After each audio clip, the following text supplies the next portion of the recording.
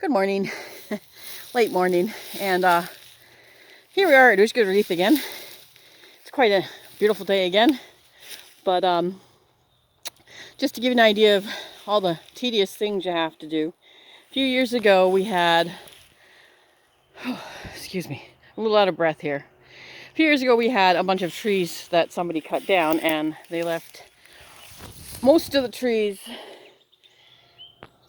in piles that we have to chip and clear. Well, this morning, that's what I've been doing. I'm finding pieces that are left, because you can see the grass grows over things quite well. There's one right there. So these are things I have to pick up and move with my little trusty old tractor and trailer, and move them to a spot where they can't get overgrown during the season. And that'll give us access to the big piles to chip, because we've got a few of them. We have actually more than I thought we had. But you can see I made some progress, and we've got some drive-throughs so we know what's clear and what's not clear. That pile over there is about half the size it used to be. And it's interesting because when you stop doing maintenance, how fast nature comes back at you. We've got a lot of raspberries starting to grow up here, which I'm hoping that can be kept during the process of getting rid of all the wood through chipping and cutting, and because they're a product that I can harvest and sell either as raw raspberries or make jams or baked goods with them.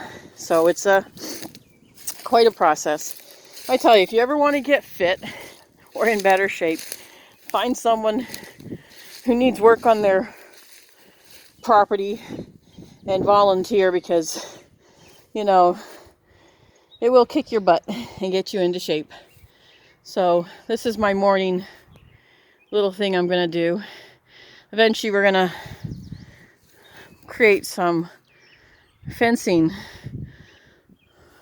through the round and then up the front, and we're going to use a lot of these poles to do the fencing between the old pine trees that were cut down, because they were dying. As you can see over there, we've got another one that's dead, and this one's starting to die. You can look at the top.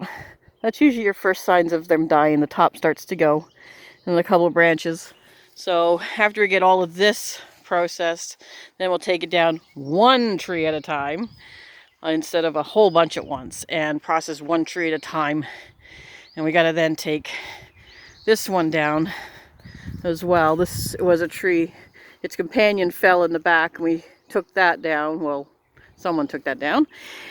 And then this one, the branch fell. So this tree has basically reached the end of its life. But as we cut it down, we're going to save a couple of the companion trees.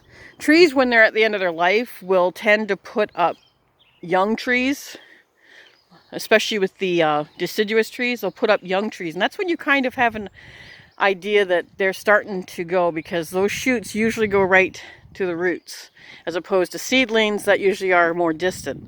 So they usually will send up shoots when they're approaching their life. They will send up multiple shoots around them to try to propagate themselves before the main tree finally dies. It's that mama tree syndrome.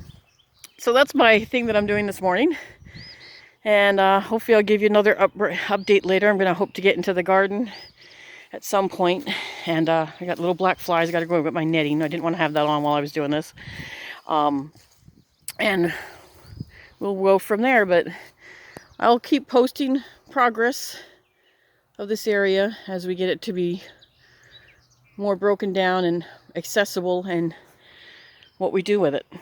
Have a nice day.